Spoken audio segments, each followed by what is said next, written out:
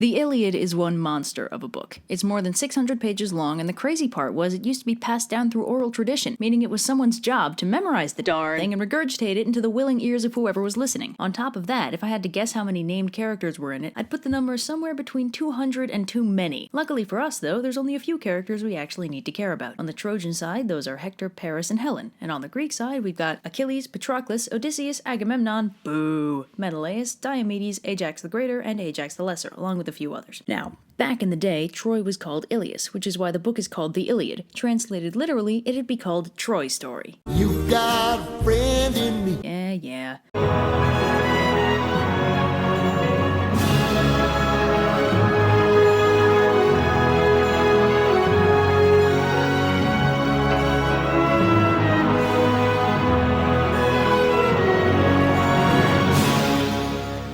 Book 1. So our story begins 9 years into the Trojan War, when Agamemnon makes the dumbest decision of his life and angers Achilles, the most powerful warrior in his entire army. Basically, Agamemnon had taken this girl Chryseis prisoner, and her father, a priest of Apollo, came to try and get her back. He offered Agamemnon untold riches or whatever, which Agamemnon turned down on the principle of being unpleasant. So predictably enough, this powerful and desperate priest of Apollo prayed to the god in question, who gladly started raining down plagues upon the Greek army. Agamemnon is somehow surprised that pissing off this super powerful deity could go so badly for him, but still refuses to return the girl until Achilles starts verbally slapping him around, to the point that Athena has to physically come down and stop him from straight up murdering his commanding officer. By the way, you may have noticed that there seem to be an awful lot of gods in this story. No, you ain't seen nothing yet. So Agamemnon finally agrees to return the girl to her father, but there's one condition. Achilles will, in exchange, have to give Agamemnon his chosen lady toy, a gorgeous lass named Briseis. Achilles, though thoroughly bummed, does the smart thing and gives her up. Then he does the not smart thing and refuses to fight. He curls up into a sulky blanket burrito in his tent and refuses to come out for anything. Now, Achilles is by far the most powerful Greek warrior among them, later myths even painting him as invincible, so this is a pretty hefty loss for the Greek forces. Achilles then proceeds to make things even worse for them by praying to his mom, a minor goddess named Thetis, to get Zeus to help the Trojans. That's right, he's so angry at Agamemnon that he's willing to make them lose the war out of spite. Of course, since I also hate Agamemnon, this doesn't really bother me all that much, but still, not cool, bro. Book 2. So, Zeus, as we all know, likes nothing better than messing with mortals, so he's all for this plan. He sends a dream to Agamemnon urging him to attack Troy full force and promising him victory. So Agamemnon's like, great idea! Nothing bad has ever come from me listening to the gods! And then Hector hears a similar message from Zeus and immediately marshals his forces to attack. Book 3 is a list. It's just a list. The person rattling off the list is Helen, who punctuates her description of the Greeks with a lot of self-loathing commentary. But wait, this book actually has some action. Shock, I know. Menelaus, Helen's real husband, challenges Paris, Helen's current husband, to a duel. Paris is all for this plan, but there's just one problem. Paris is a total wimp. Menelaus kicks his booty, but before he can kill him and solve the war for good, Aphrodite decides to intervene and whisk Paris off the battlefield and off to Helen's chambers. Helen's like, gosh darn it, Aphrodite, what do you want? And Aphrodite's like, now kiss! Side note. That interaction pretty much summarizes the entire dynamic between Paris, Helen, and Aphrodite. The story's a little more complicated than this, but basically, Aphrodite promised Paris the hand of the most beautiful woman in the world in exchange for a golden apple. Specifically, the golden apple of discord crafted by Ares, goddess of discord, who was exceedingly upset after not getting invited to a wedding. The other two contenders for the golden apple were Athena and Hera, who you'd think would have better things to do. He accepted, and Aphrodite held up her end of the bargain by kidnapping Helen from her comfortable life as Menelaus' wife and delivering her to Paris, although some versions involve Paris kidnapping her himself. So basically, at this point, Aphrodite has done nothing but mess up Helen's life, and the whole war is also kind of her fault, so it's no surprise that nobody in the story really likes her that much. Anyway, back to the actual plot. So back on the battlefield, Menelaus is an unholy degree of disgruntled, riding in circles, frothing at the mouth, yelling, come back here and die like a man! You know the works. So then in Book 4, the gods discuss what to do and decide that abject chaos is way more fun than peaceful resolution. So Athena pops down into the Trojan ranks and double dog dares an archer to shoot at Menelaus. The arrow whiffs, the temporary truce between the two armies immediately dissolves, and they all go back to wailing on each other. So Book 5 is all about this lesser known but incredibly cool Greek hero, Diomedes. So Diomedes is tearing through the Trojan army, you know, like you do, when Athena notices that two gods she particularly dislikes, Aphrodite and Ares, happen to be interfering with the battle. So she pops down to Diomedes like, hey, so I've given you magic eyeballs. Now you can tell who's secretly a god and who's not.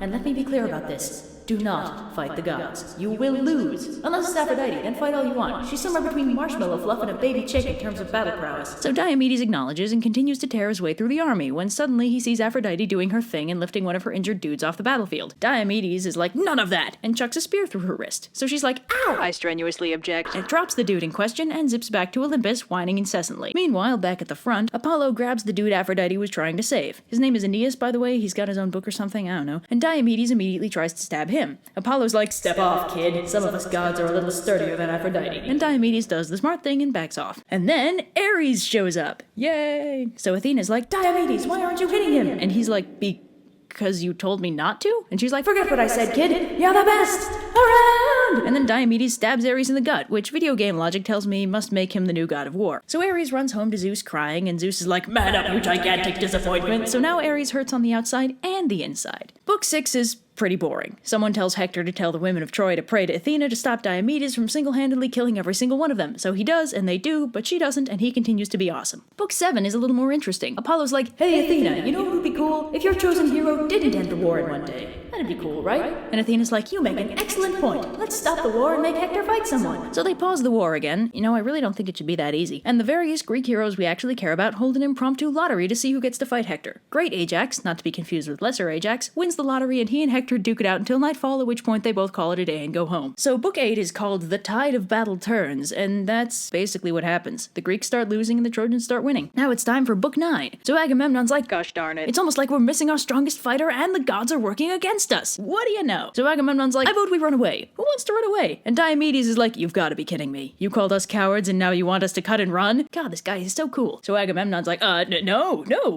What I meant to say was, who wants to go talk to Achilles and get him to fight with us again? So he sends Ajax and Odysseus to talk to Achilles, who's still burritoed up in his tent with Patroclus. So Ajax and Odysseus are like, yo, Agamemnon's willing to give you your girlfriend back, along with a ridiculous amount of wealth and a few kingdoms if you get out there and help us fight. And Achilles is like, nope, he's a jerk. In fact, I sail home tomorrow unless something really tragic and unnecessary happens to make me stay and fight. Hey, if it isn't my best buddy Patroclus. I don't know what I'd do if this guy died. That, folks, is what we in the writing biz call foreshadowing. Book 10 is basically a Metal Gear Solid mission. Not even kidding. So it's night, and Agamemnon and Menelaus gather some main characters and are like, okay, do we have some volunteers to infiltrate the Trojan camp and find out their plans? And Diomedes is like, well, I did just finish carving a bloody canyon through the Trojan forces, so sure, I'm game. And Odysseus is like, you'll want me as well. I have actual cognitive faculties, quite rare among this army. So Odysseus, the only sneaky guy in the entire Greek army, gets partnered up with my man Diomedes for a stealth mission. That's right, this epic officially has everything now. But at the same time, in the Trojan camp, Hector has the same idea, and sends a much less important character to scout the Greek ships. Predictably enough, the two stealth teams encounter each other, and Diomedes and Odysseus capture and interrogate the poor guy. He's like, I'll tell you everything! And Odysseus is like, I approve wholeheartedly. And then they decapitate him. Using the information Odysseus extracted from him, they sneak into the Trojan camp and steal an extremely fancy chariot and some armor from a king. Excellent, Snake. Now it's time for Book 11. The sun rises and it's back to war we go. So today is Agamemnon's time to shine, and while he's busy kicking posterior and taking names, some minor hero that Achilles is fond of gets wounded. So Achilles is like, hey Patroclus, can you go out there and ask Nestor who that was? I need to make sure before I start feeling sad. So Patroclus does, and Nestor's like, hey, so it sure is nice of Achilles to feel bad when his friends start getting hurt. But, it'd be even better if, he helped out so that didn't happen. So yeah, could you maybe have a talk with him about that? And Patroclus is like, I only promise to try. Book 12, the war continues. Zeus smacks the Greeks with a thunderstorm, allowing the Trojans to start beating them. Man, divine intervention is such a hack. So this pushes the Greeks all the way back to the ships. And in Book 13, Poseidon gets a little sick of Zeus hogging the show, so he drops by to give the Greeks a little help by buffing the two Ajaxes with some stat boosts. So then the Greeks start winning. In Book 14, Hera uses her feminine wiles to distract Zeus from his efforts to buff the Trojans and depower the Greeks, so the Greek army continues to win. In Book 15, Zeus wakes up after being thoroughly wiled by Hera and gets severely disgruntled to see that his favored side is now losing. Ares is like, hey, I think one of my kids down there just died. This looks like a lovely excuse for war. And Athena dope slaps the armor off him like, idiot, Zeus is already mad enough. If you remind him of how much of a failure you are, he'll get even madder. And Ares is like, oh. So the tide of battle turns again, and the Trojans start winning. At this point, it's really become formulaic. By the time Book 16 rolls around, Patroclus has gotten back to Achilles like, hey, dude, could I maybe persuade you to go out and fight? Our guys are kind of getting destroyed. I mean, even Agamemnon is injured. And Achilles is like, ha, nice. And Patroclus is like, seriously, Achilles, they're dying out there. They need our help. And Achilles is like, well, I really can't have them burn our ships. Tell you what, you go out in my armor and lead my army. The Trojans will never know the difference between us. And Patroclus is like, anything for you, man. And Achilles is like, just one thing. Promise me you'll come back alive. And Patroclus is like, of course I will, bro.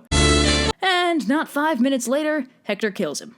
Book 17 is pretty uneventful. The Greeks see Patroclus go down and collectively Hulk out to defend his body, and Hector takes Achilles' armor and wears it around. Book 18, the battle continues, although now it's centered around defending Patroclus' corpse. Meanwhile, Achilles is still burritoed up in his tent, having no idea that his bestie is currently dead. That is, until a messenger arrives bearing those very tidings, causing Achilles to similarly Hulk out. He's like, "That's it, time to single-handedly kick Troy's country-sized posterior." And his mom Thetis is like, "No, Achilles, you're fated to die if you fight." And he's like, "I couldn't save my hetero life partner, Mom. This life isn't worth living anymore." And then the rest of the chapter is devoted to Hephaestus making Achilles new duds. In Book 19, Achilles puts on his new duds. Yeah, this epic kind of drags on in places. In Book 20, Achilles carves a bloody murder canyon through the Trojan forces despite various gods' best attempts to stop him. In Book 21, Achilles fills a river with so many corpses that the river itself gets nettled and starts trying to drown him, so he beats it up until it stops bothering him. Then he gets distracted and starts chasing Apollo around the city because all the best heroes have ADD. Just ask any side-questing Skyrim player. In Book 22, Achilles finally remembers what he's there for, and after an extremely slapstick routine where he chases Hector around Troy several times, he finally kills him. Yay! Then he ties Hector's body to his chariot and rides it around Troy 3 times to parade the body off to Hector's father, the king.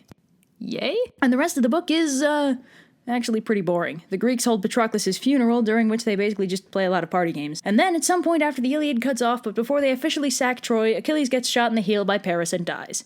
Yay!